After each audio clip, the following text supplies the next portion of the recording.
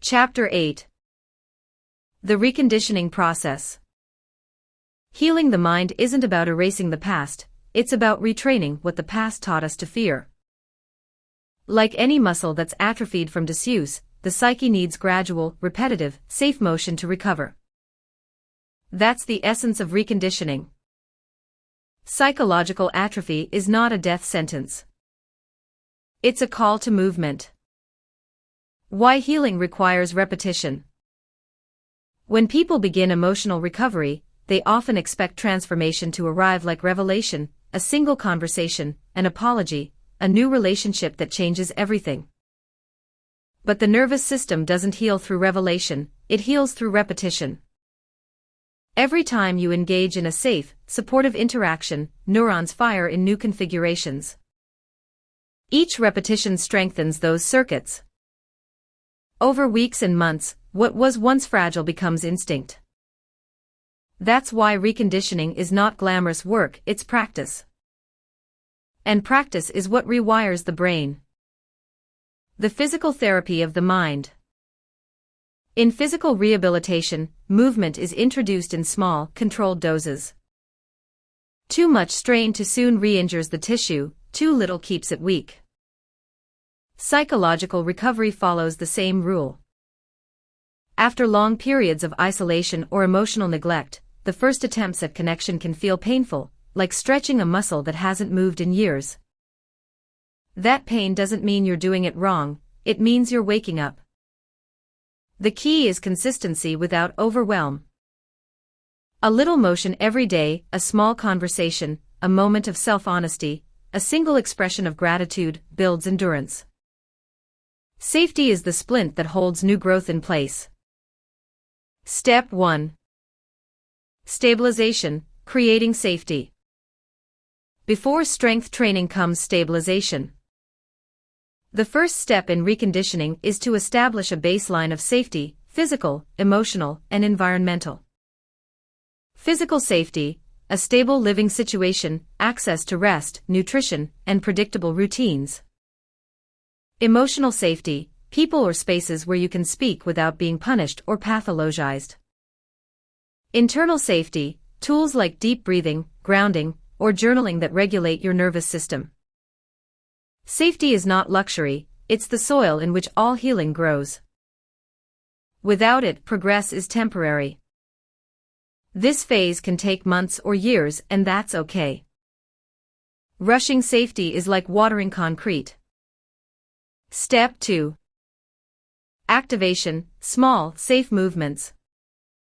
Once safety is established, the next step is to activate dormant circuits, the parts of the self that have gone numb. This can include sharing small truths instead of rehearsed responses, taking up creative or physical hobbies that reintroduce play, making eye contact during conversation, reaching out to others even when your brain says, "Don't bother." Each small act reintroduces motion into your emotional musculature. At first it feels awkward, like learning to walk again. But each repetition teaches your nervous system a new lesson: connection can be safe. Step 3. Endurance, building capacity for consistency. Once activation begins, the focus shifts to sustaining it. This is where many people relapse, not because they lack willpower, but because endurance has to be trained. Endurance in emotional life means staying connected even when it's inconvenient, staying honest even when it's uncomfortable, and staying compassionate even when it's not reciprocated. This is the stage where community becomes vital. Human beings can't maintain emotional endurance alone. Mutual accountability, support groups, mentors, honest friends, acts like a spotter in the gym. Without community, effort collapses back into old patterns.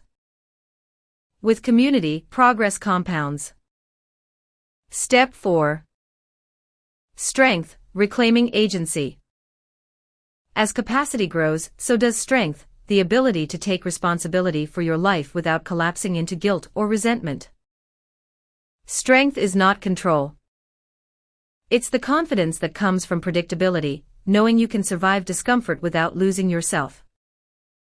In this stage, people begin to rebuild boundaries, pursue meaningful work, and engage in advocacy or creative expression.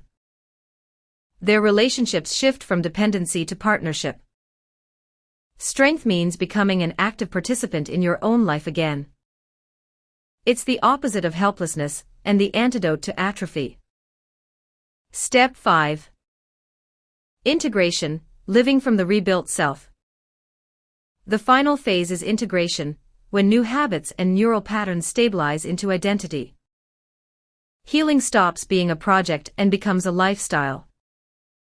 Integration is quiet. It's no longer about dramatic realizations but subtle alignment. You find yourself reacting differently, pausing instead of panicking, forgiving instead of freezing, laughing where you once would have withdrawn. That's the moment you know reconditioning has worked. Your nervous system trusts life again. Tools of reconditioning. Each person's toolkit will look different, but the most effective methods share one trait: they reintroduce safe, embodied connection. Therapeutic dialogue. Consistent sessions with a trauma-informed counselor reinforce trust and interpretation. Creative expression. Writing, painting, or music externalize emotion safely. Physical movement. Yoga, dance, walking, all regulate the vagus nerve and release stored stress. Community engagement. Volunteering, peer support, shared meals rebuild social circuitry. Ritual and routine.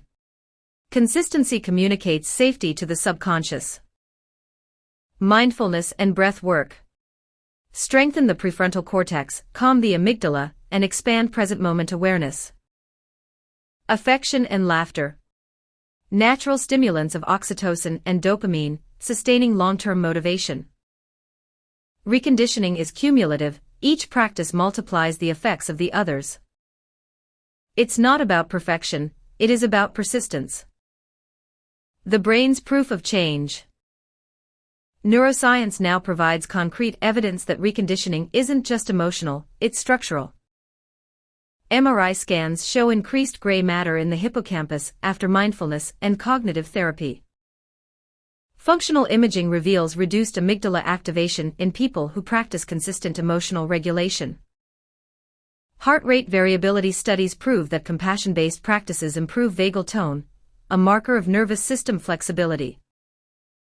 Longitudinal studies demonstrate that sustained social connection reduces mortality risk more than quitting smoking.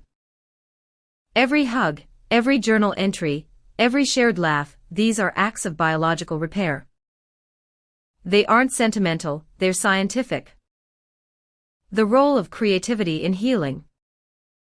Creativity is one of the most overlooked therapies in existence. When words fail, art speaks. When logic breaks, rhythm restores. Creative expression reawakens dormant neural networks, especially those suppressed by shame or perfectionism. It doesn't matter if you're good at it, creativity isn't performance, it's metabolism. It digests the past into meaning. In that sense, art is not a luxury of the healed, it's a lifeline for the healing. The importance of community. No matter how dedicated or self-aware someone is, recovery in isolation is unsustainable. Belonging is the context that keeps change alive. Without it, new habits dissolve under stress. Communities of recovery, whether 12-step groups, faith circles, artistic collectives, or neighborhood initiatives, function as distributed nervous systems. They keep individuals regulated through collective presence. When one person falters, the others stabilize them. That's what families were meant to be, not perfect but regulating. Reconditioning, then, is not just an individual process. It's the resurrection of community. The spiritual dimension. Every form of rehabilitation, physical, psychological, or social, eventually points to a deeper truth: connection is sacred. Whether one calls it God, love, or consciousness, the impulse to belong is our oldest prayer. To engage in reconditioning is to return to that sacred instinct to remember that life, even after neglect, still wants to connect. This is where science and spirituality meet. Both affirm that everything living seeks reunion. Closing reflection. Reconditioning is not a miracle. It's the patient choreography of repetition, trust, and time. It's doing small things consistently enough for the brain to believe you mean it this time. Healing doesn't erase history, it rewrites the body's response to it. The ghosts don't vanish, they simply learn to rest. When people ask me how long it takes, I tell them. As long as it takes for a scar to become skin. Because the goal isn't to forget the injury. The goal is to move freely again. End of Chapter 8, The Reconditioning Process. Chapter 8 was about personal reconditioning. This one zooms out to show how families, communities, and organizations can actively participate in collective reconditioning. It answers the question: what does a healthy environment look like? One that doesn't just treat wounds but prevents them. Chapter 9. The Architecture of Recovery Communities. Healing